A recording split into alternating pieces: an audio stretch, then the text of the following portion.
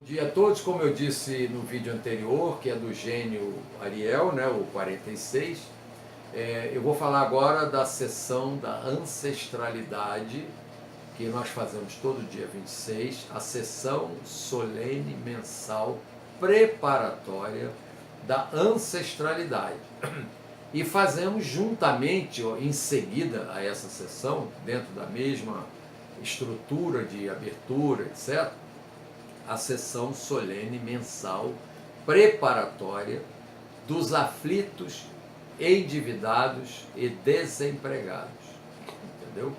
Então é uma sessão muito importante, por isso que eu estou com a roupa mística, que é o balandral e capelo. Isso aqui que eu estou mexendo aqui é o capelo, né? E essa sessão ela se destina a nós fortalecermos a nossa corrente ancestral. Eu tenho feito aqui para as pessoas um raciocínio bastante matemático, né?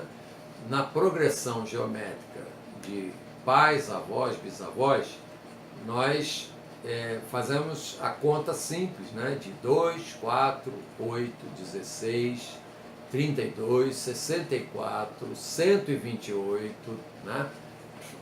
Em seguida 256, em seguida 512 e depois 1024, né? Você somando 512 vezes 2 dá 1024.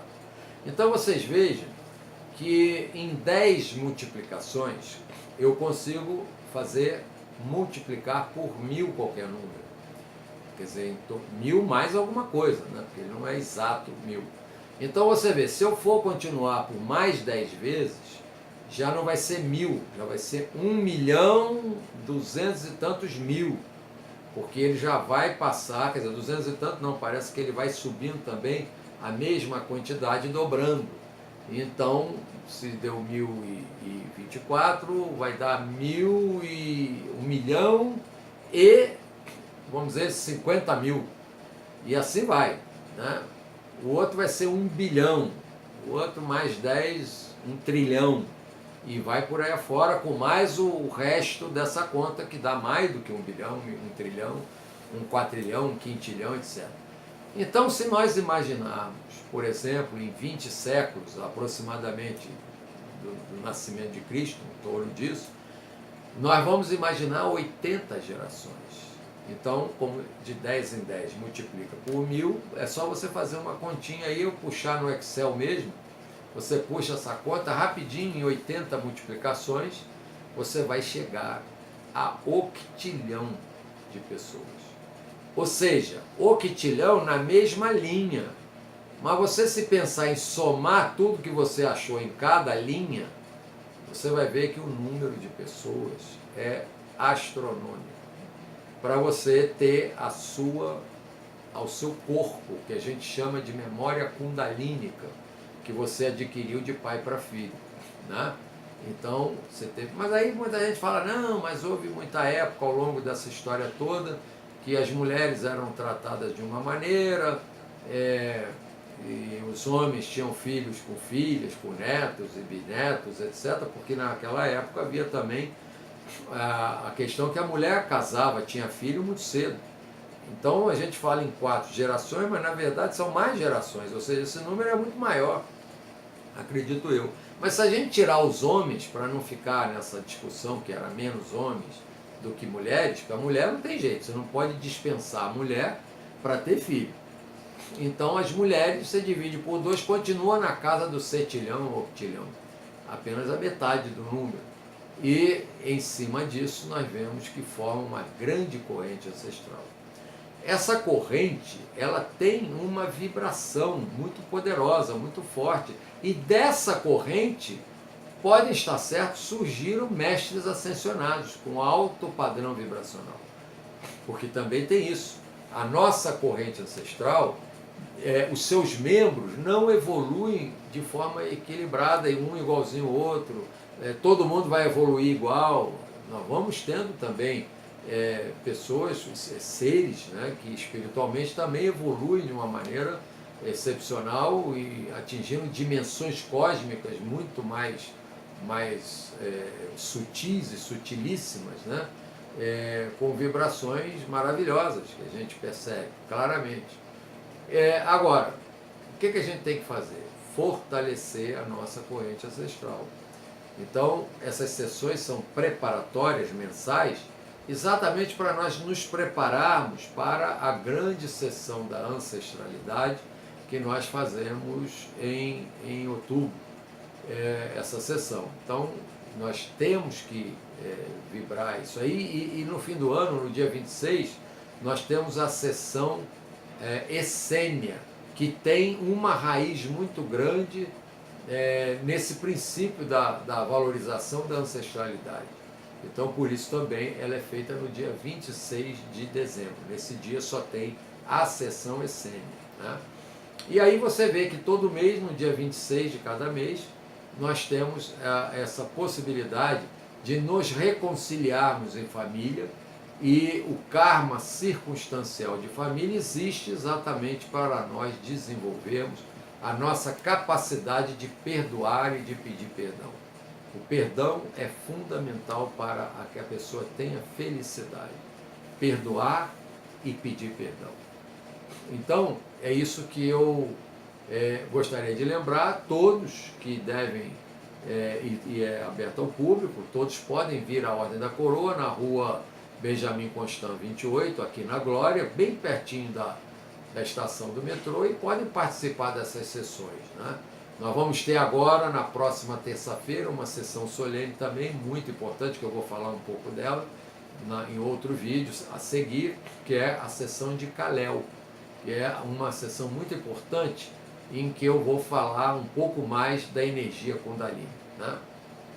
A sessão de Kal-El será o próximo vídeo.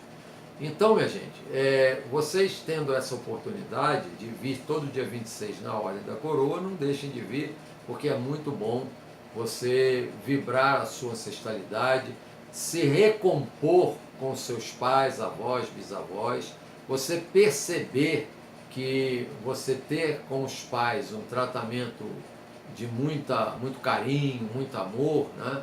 É muito importante. Às vezes a gente vê pessoas simplesmente depositando os pais num asilo, numa casa de saúde, e alguns até dizem: olha, é uma casa de saúde muito fina, ela é muito confortável, como se o pai ou a mãe fossem um cachorro que vai para um canil, que é confortável, é uma beleza, o canil trata muito bem os cachorros, mas até cachorro precisa de carinho e de amor. Às vezes a pessoa, logicamente, na sua senilidade, nós com tantas coisas que causam Alzheimer, né? E todo mundo esquece de tomar água de coco até para evitar Alzheimer, e não usar utensílios de alumínio, essas caixinhas de alumínio que vende leite, vende uma opção de porcaria, isso tudo é também causador, porque são metais pesados que vão atingindo o sistema nervoso. Então as pessoas vão ficando senis, e às vezes até muito jovens, às vezes com 70 e poucos anos, que para os dias de hoje não é uma idade muito velha, mas a pessoa já está com uma certa senilidade, já começa a esquecer as pessoas, a esquecer os nomes, a perder um pouco o seu contato, né? E aí a gente passa a olhar como alguém que a gente tem que encontrar uma solução médica, técnica, para que ele seja tratado ali e vá tocando o barco até a hora que desencarnar. Isso, gente, é uma questão muito séria. Eu vou contar uma historinha aqui que exemplifica isso. Havia uma pessoa que visitava a esposa num hospital desse tipo, numa casa de saúde muito boa, mas visitava todos os dias, ficava horas e horas com ela, conversando. Os enfermeiros percebiam que ele conversava muito com ela, parecendo que ele era meio maluco, porque ela obviamente não entendia nada, reconhecia pouca coisa do que ele falava, e aliás essa pessoa já estava num estado avançado de Alzheimer e óbvio nem entendia o que ele estava dizendo. Ficava calado ouvindo, e ele falando, e ele fazendo carinho nela, etc. Até que um dia, não sei bem se foi um enfermeiro ou alguma pessoa que também visitava com assiduidade a casa de saúde, ou via fazendo isso sempre, e dizia para ele o seguinte: poxa, rapaz, para que você fica aí falando com ela o tempo todo se ela não te reconhece? Então ele simplesmente respondeu: não, o problema é que eu a reconheço. Ou seja, ele não está esperando que a pessoa o reconhecesse para poder conversar com ela. Ele sentia que as vibrações de amor, elas não dependem da mente, elas falam ao coração. Então o simples fato dele levar essa atenção, dele dar carinho, dele se expressar amorosamente com ela, já era uma manifestação. Você não deve achar que a pessoa não está te reconhecendo. Ela pode não estar te reconhecendo de uma forma consciente, mas ela está te sentindo. E aí chegou a hora de você falar pelos sentimentos. Eu não estou aqui entrando no mérito, porque às vezes realmente a gente não tem condições de ter uma pessoa em casa com tratamentos especiais. E, óbvio, é mais recomendável que ela tenha um local adequado, principalmente locais que são muito bons, são boas casas de saúde, mas que são especializadas nesse assunto, etc. E a pessoa vai ter um bom tratamento. Mas isso não é suficiente. A gente tem que dar amor. E amor é atenção, nem que seja aí uma vez ou duas por semana, mas vai com muito amor, fica lá um tempo que for necessário, para que essa pessoa seja assistida. Se você puder ir todo dia, o seu trabalho, as suas condições de vida permitirem, então vá todo dia, porque ela vai sentir a sua presença. Porque a pessoa ainda não está morta, o espírito ainda está ali compondo aquele corpo. E o espírito sente, o espírito ouve, o espírito observa, não com os ouvidos físicos, mas com os ouvidos do sentimento. Ou seja, ele ouve o seu sentimento. Então é por isso que a gente deve fortalecer a nossa corrente ancestral e levar para essas pessoas o sentimento de perdoar e pedir perdão. Isso a gente tem muito, sempre desencontros, né? É normal que as gerações se desencontrem, é normal, cada um vive uma nova realidade, inclusive a própria ética, a moral, os costumes vão mudando um pouco a maneira de ver a vida. Alguns conseguem acompanhar o progresso das gerações, ou seja, a modificação das gerações e se acomodar às realidades, né? Um caso bem simples, na minha época nenhum homem podia usar brinco, porque isso era estigmatizado como um afeminado, que naquela época era uma forma suave de preconceito à homossexualidade. Então, os homens, dentro de um machismo da minha época, que era machista, achavam que o homem, tinha que ser machão, tinha que ser aquele que vencia pela força, né? Uma coisa ridícula. Hoje a gente vê isso como algo ridículo, né? Uma coisa que não faz sentido. Então hoje é normal, como moda, um homem usar brinco. Qual o problema? É uma moda.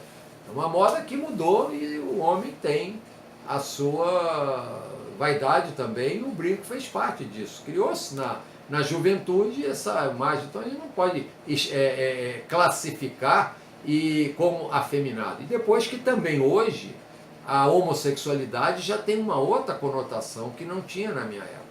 Havia muito preconceito, havia muito estigma em cima dessas pessoas, assim como se fosse algo de sem vergonha, que não presta, uma coisa completamente fora do esquadro.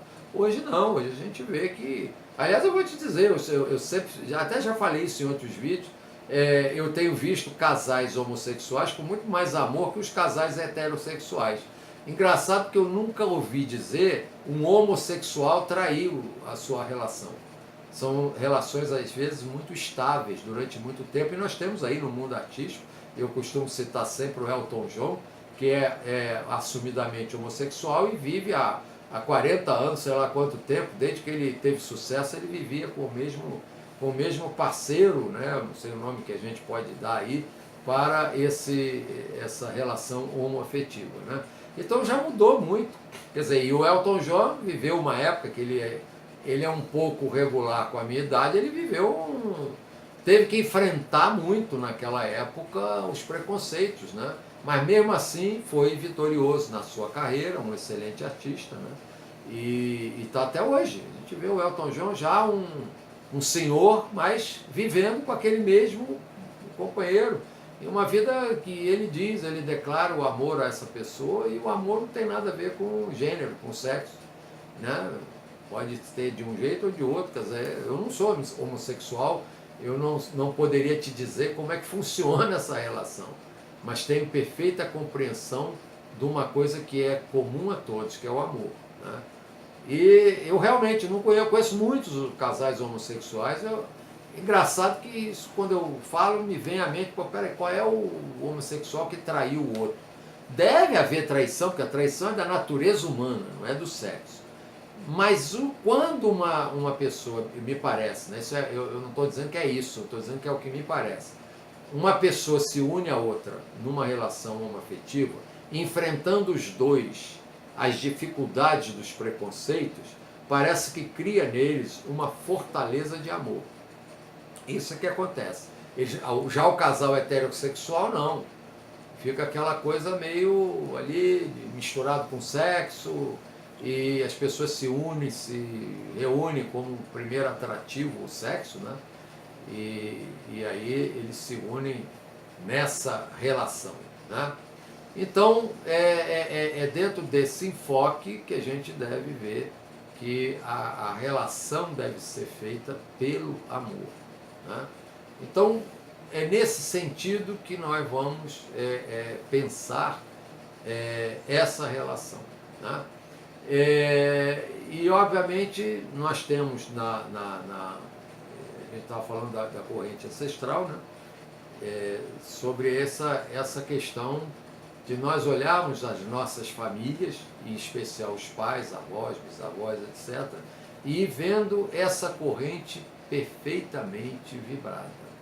E olha, é muita gente para nos enviar vibrações de luz. Então, muitos seres, né, em várias dimensões. Então, com isso, eu recomendaria a todos que frequentassem a ordem no dia 26 de cada mês. E temos também, em seguida, os aflitos, endividados e desempregados. Isso comumente vem sempre me falando, mas eu não estou desempregado nem endividado e tal. Mas o que acontece é que você, às vezes, e quase sempre, mesmo que, pelo contrário, quem mais estiver bem das suas situações econômicas e financeiras, mais aflições tem. Porque aquele que tem muito medo de perder, né? Quem nada teve, quem nada tem, não tem medo de perder nada. E então já começa aí a primeira aflição. O que quer dizer isso? Você tem medo de enfrentar as suas materialidades. Você tem medo da pobreza.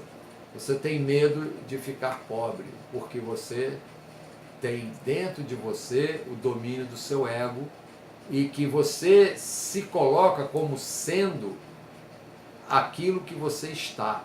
Você está bem de vida materialmente, mas você esquece do seu ser e você fica no seu estar. Eu estou bem. E como você se apega a isso como um padrão e dá a isso um valor, cria em você o medo da perda disso aí. E aí é a primeira aflição de quem está bem financeiramente, é perder essa condição. Então, em cima disso, é que a gente faz a vibração dos aflitos. Porque há muitos aflitos, sim, por deficiências materiais, por falta de ter o que comer, coisas graves. Mas não é só esses. Todos nós, como seres encarnados, como seres egóicos, temos as nossas aflições, sabe por quê? Porque nós esquecemos que nós vivemos na matéria e da matéria, mas não sabemos que temos que viver não para a matéria, e sim para a nossa natureza divina. Então essa sessão é muito importante para que a gente coloque a nossa vida material no seu devido lugar. Vamos procurar um conforto de vida, ganhar ter um ganho razoável, ter uma casa confortável, poder estudar, poder viajar, poder ter a verdadeira liberdade, né? Que, aliás, muita gente fala de liberdade e eu não vejo liberdade onde não há recursos. Como é que eu posso dizer que eu tenho liberdade para viajar se eu não tenho dinheiro para comprar nem a passagem da condução do ônibus, que dirá de um avião para ir de uma cidade para outra. Então, logicamente que nós temos que pensar nesse sentido de liberdade. É quando todos estiverem em condições de fazer tudo o que quiserem como todos. Ou seja, todos têm as mesmas condições.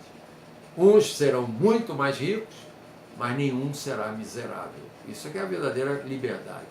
Então, minha gente, os aflitos, endividados e desempregados, essa seção dos aflitos, ela é uma seção que serve para todos nós.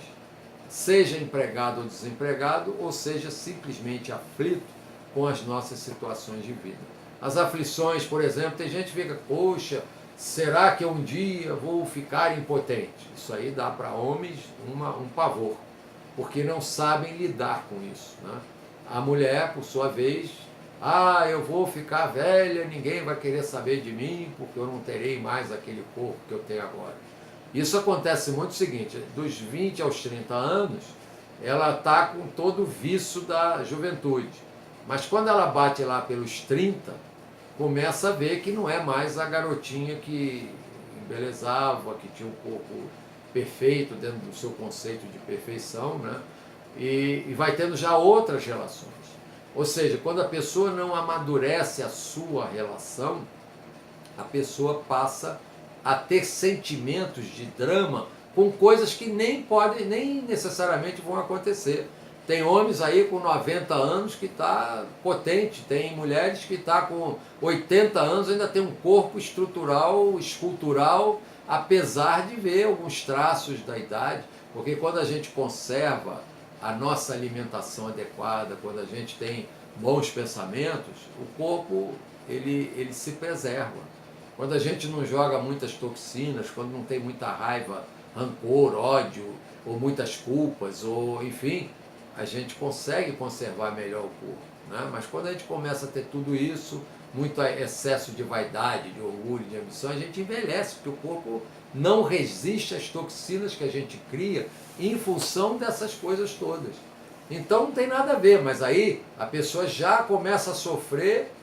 Por exemplo, o sujeito que é muito machão, tem uma sexualidade muito intensa, ele já começa a se preocupar quando vai deixar de ter, porque ele nem sabe se vai deixar de ter.